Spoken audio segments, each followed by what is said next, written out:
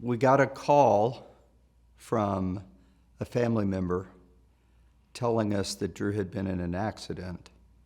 So we learned during that call that he'd been in the hospital in Parkland in the intensive care unit for burns, that he had at least 12% burn injury, was unconscious, was on life support, and we didn't know for 6 days. So he was there by himself for 6 days. We got there as fast as we could. When I went into the hospital, I had no idea what had happened. I had no idea the accident even happened.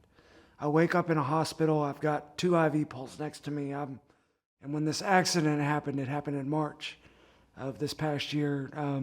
Trimming trees. Took, I want to say about 7,200 volts to the head, direct from a power line. Was in the hospital about 3 months. From skin grafts to skull reconstruction to, it's definitely been a long road. My first impressions were Drew was very lucky to be alive. After reading his accident report that we got from Dallas, it was very clear that he had a huge road to go forward. God had a plan for him because he was just alive and with us. We could work on his recovery and getting better, and I knew it would take some time due to the extent of his injuries, but I told him with the right work ethic and the right heart and motivation that would take him a long way, and I was really happy with how he went towards that. Matt said he was going to take care of a lot of the burn stuff, and so I was going to focus more on getting him using his limbs, getting him to be able to stand upright so he can walk better, and then along with that was trying to get some range of motion in that shoulder as well. Yeah. So learning how to re-walk, all the neuro functions. I mean, for me, it was one of those motivation things where it was like, I got to do this. It's real easy for somebody to just say, you know what, I'm done. I'm done. This isn't for me. I get up every single day that I need to come to therapy, and I'm like, okay, I can see the difference.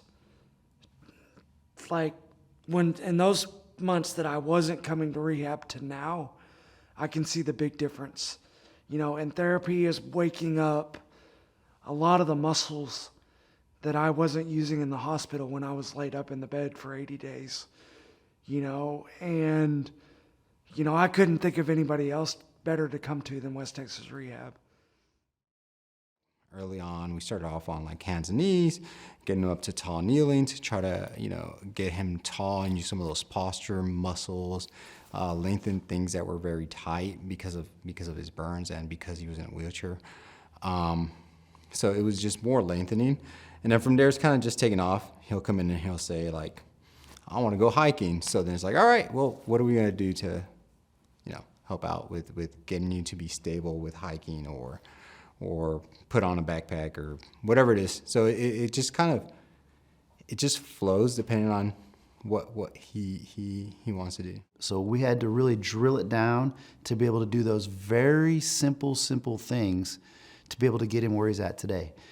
And I'm very happy to say that last week we sent him on a hunting and camping trip in the mountains where he was gonna not only be able to walk outside of a wheelchair, but walk and carry a big backpack and be able to use hiking sticks and really go and live his life. And as a therapist, I can tell you, it just makes you really, really happy to see somebody work that hard and then get the reward to be able to do something that challenging in the time frame that he's been able to do it.